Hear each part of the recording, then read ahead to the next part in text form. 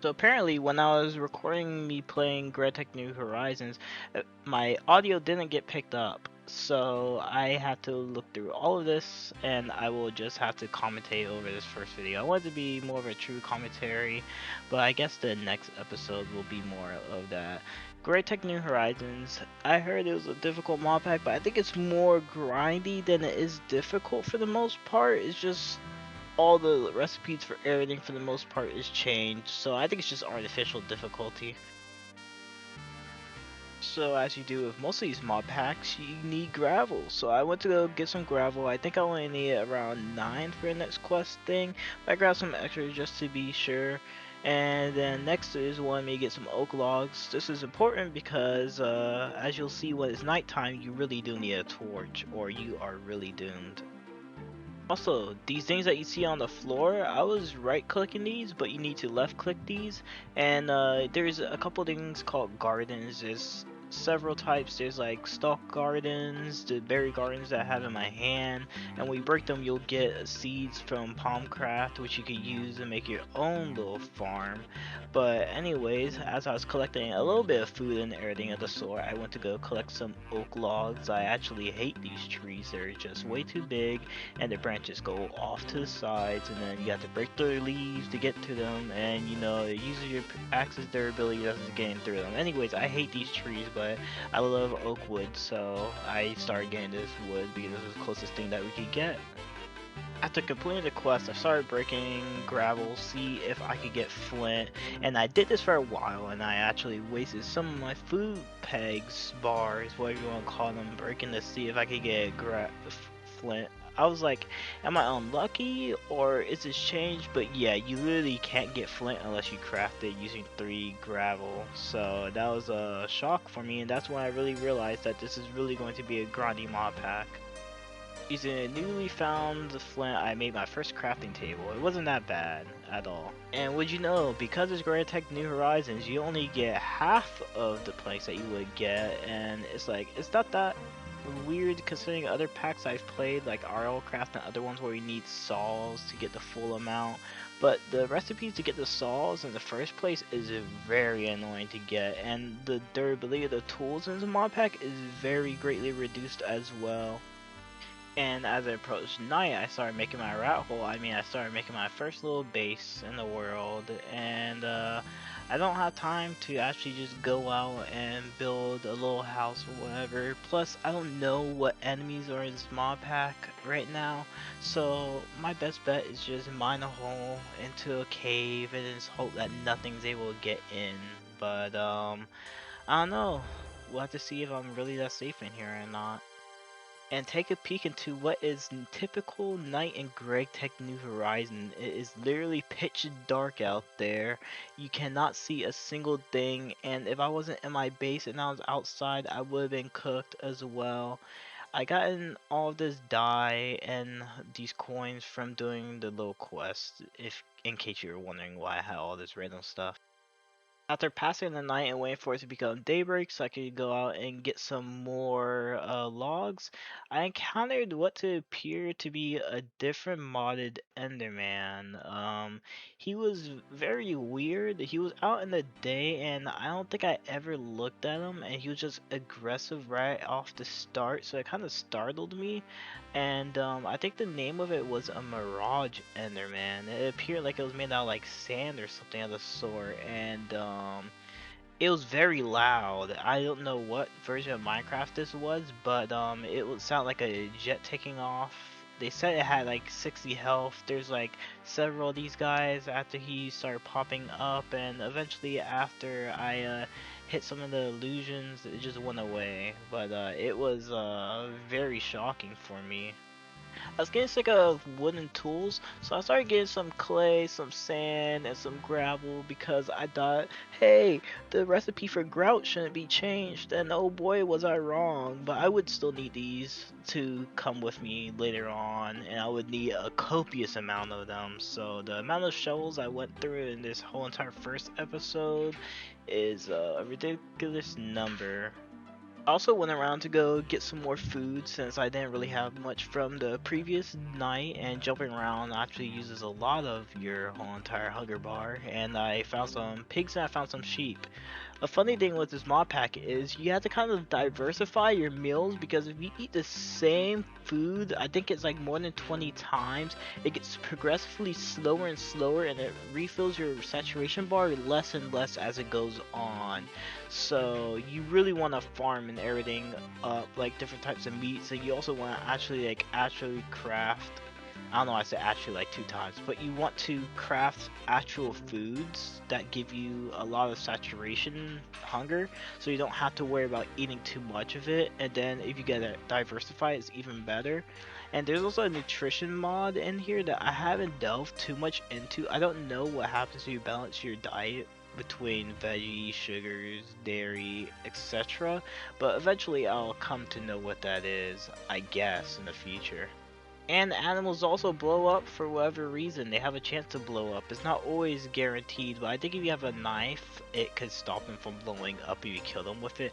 But it is so ass. It does no damage whatsoever. After getting a couple more logs, I went back into the cave at night because you don't really want to be outside at all, especially with these modded things out here. And I actually went and crafted me a furnace, which also has to be made with flint. Like everything in the early game apparently has to be made with it. And then I used that and I cooked up some food using some planks, because I wasn't going to use logs. They burn for the same amount of time, and you also can't make charcoal until like you're getting like very later on in the early game. So that's very fun. You're just going through a lot of planks. There's a lot of wood needed in the early game. And also because I got a oak sapling and I also got an apple, I was able to get a fruit tree recipe. Not a recipe, but actually get a fruit tree of my choosing. So I picked a cherry tree. You also craft some apple fruit trees. I think it's only a oak sapling and one apple, and you get an apple tree, which is pretty nice for getting food early game and diversifying your meals after you get a couple of them going up. So it's nice. And as I was looking at recipes and stuff like that, a spider came into my base, and it came and it was about to like wreck me. I don't know, it was kind of weird. I couldn't like hit it sometimes, and sometimes I could hit it. And I was trying to like block myself off, and like it was going through, facing through me. So I thought if I stood still, it wouldn't be able to attack me at all. And my durability, my pickaxe was also low. I don't know. It was pretty frightening. I didn't know what I was going to do if I actually ended up dying, because if I spawned outside, I guess I'd have to just die and repeat until it was daytime. But I'm glad that didn't go through. So I started looking at some saw recipes during the night, and I was looking through all of these. I couldn't see anything. Like at least in Blood and Bones, I can make a stone saw. So I'm like looking through all of these blades, and I don't see any one of these materials. I don't know how the hell I'm going to get any of these or get a saw, but I just think I'd rather just look and just wait and just follow the quest book and see what material, because it's too much. There's like 250 something different metals and I can't deal with that right now. After they arrived, I actually got some of the seeds that I got from foraging, and I actually started to plant down a bunch of these little berries and carrots that I got from quest, and I started my little farm going. So I was really trying to do this early game so that later on I wouldn't be in a pickle. I was pretty happy with the amount of food I had, the 7 pork chops. I was very like able to do a lot of things I want to do, just because I wasn't really running around. But if you're running around, your food really drains a lot. It's very crazy. After I went outside, I just got a little bit more planks. I kind of like spider-proofed my base. I think this is like the best trap to like stop a spider from getting in, or at least I never had another spider come in like before. So I got some more wood. Of course, I always need wood. I got some leather from cows, and I got some beef so I could get some different meals and everything. And I saw with this one quest line, if I wanted to get some bone meal to make my carrots grow so I could complete another quest line and get more things, I needed to get a whole stack of wood. And I was just looking through a couple other things for like base defense, but I'm not near a bamboo forest or whatever. I don't know what mod pack, like not mod pack. I don't know what version of Minecraft this is. So I don't even know if there's like the bamboo forest in like the jungle or whatever. Or I don't know how to get bamboo at the moment. So most of the time when it's nighttime, I'm just looking at random recipes to see what I can do and quest lines to see how I'm progressing. Following the recipes and the whole entire quest book, I made a wooden spear. It says it's supposed to have more reach than the wooden sword. The wooden sword does more damage, but I would think that the reach would keep you safer than the wooden sword. I really couldn't tell much about the reach. I really didn't like it that much. I really prefer the wooden sword, and it's cheaper. So I don't know, but I was able to complete a quest with that, so it's alright. Once more, I went in and I followed the quest line book so I could make a shield. I needed a shield for protection later on, and I also went and I made myself a bed, and I also got a door for making the bed, so that was pretty nice. The recipe for making a bed was very modified, so it was pretty weird. You had to use like a soft mallet, which is a thing you had to make, and making fences was very expensive, and then you had to use carpet to actually make the bed. It was not that bad actually. The fences took a lot of wood. It was pretty wild, but it wasn't that bad. I also during the day killed a lot more cows, pigs, everything. I just had to keep my food up because I guess I never showed how much you heal, but like you don't get nearly as much food from eating pork chops and stuff like that in this mod pack. So it's like kind of like mid. During the day, I went exploring a little bit, not too far, just like around the mountain and stuff like that. And I found a cauldron. I couldn't make a cauldron at the moment, and I could use it for quite a bit of things. I stole from this little hobgoblin's little hut, and I found this river that was pretty nice since we'll need to come back to this to get some more clay and stuff like that later on. And I also got a bow from completing one of the questline quests, but it only gave me one arrow, so it really wasn't that useful at all. And I really didn't pay attention to when it was turning night, and I didn't have a torch on me, so I had to run back to my base in the like pitch black night. I was trying to eat food, and because I ate too much steak from killing 20 plus cows, I couldn't really run, and then I was getting hit from a freaking spider. I could barely see. I know you guys could barely see, but it was glowing in the dark basically, so that's the only way I was able to actually go and kill that thing. And I'm glad that this like a beehive near my base like kind of glows because I was able to kind of find my way back home using it. I was very worried about anything out here killing me. I was kind of like looking at my mini map as I was going back to my base, and I'm glad that I actually had light coming from my base, so I'm able to find it easily. But that was very scary. I would not recommend doing it. I don't even think there's any point ever traveling at night. I think it's better just sleeping because you literally cannot see anything at all. Even with a torch, it would still be pretty bad. And in the day, I expanded my farm a little bit. I had some of my things grow, so I just used them and I got some seeds out of them and I planted down some more stuff because more food, the better. And I ended off the day with a stack and almost another stack of gravel since I needed to use a lot of flint in this mod pack. I said, might as well just get a whole bunch of gravel. I mean, I had what I thought was a good amount of wood at the time. I mean, it wasn't a small amount, and it was pretty weird. I couldn't really eat this blueberry and stuff like that. And then I read the like tooltip that was telling me about the foods when I eat them, and finally had these new bushes. I got rid of the old bushes when I figured out, you know, you had to like actually punch them to get the stuff. And these actual bushes I have in my base actually grow berries. So that's pretty nice. I was just looking at recipes I could use them for, like smoothies and stuff like that, because it gives you way more than just eating them plain out. So day 8 was literally all about collection. I needed a lot more of this clay and sand because I knew later on when I actually start getting to Tinker's Construct, because that's the only way I'm ever going to be able to get tools. I'm going to need a lot of this for making grout. So this whole entire day I just used however many shovels I had and I collected some materials. I ended off the day with a good amount of clay and sand, but I was really needing to get a whole nother chest because I was kind of running out of them. And I also needed to get some magic saplings, like a silverwood and greatwood sapling for later on in mod pack. So I was just thinking whatever quest I could just complete so I could get the coins so I could buy those.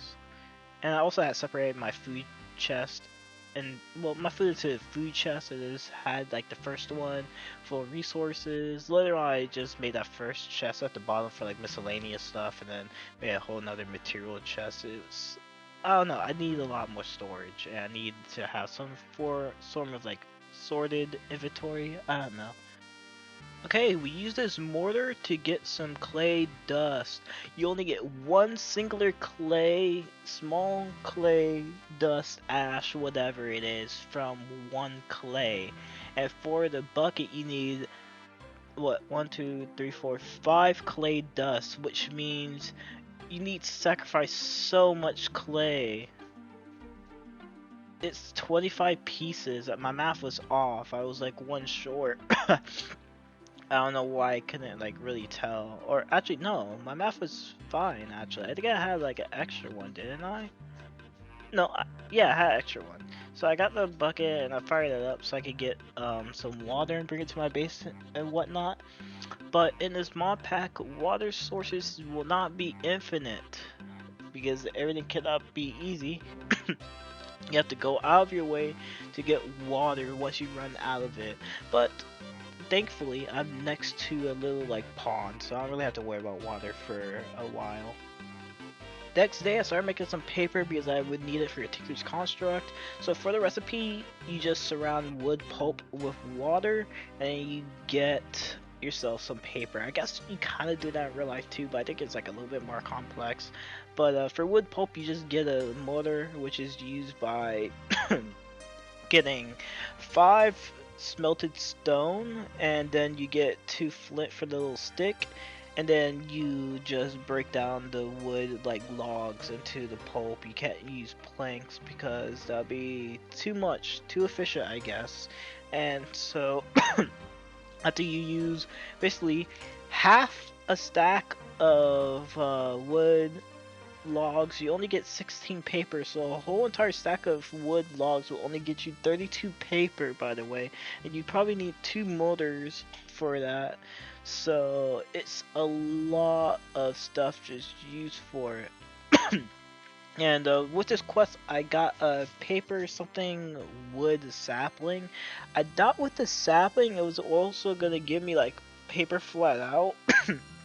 That would really save time, but it didn't even do that. It was literally the same as any other tree. I was kind of like frustrated about that later on. And I also got those saplings from later. I mean, from earlier that I was talking about those magic saplings. I just forgot to like include it in the recording, but they're out there. You can see the little blue trees.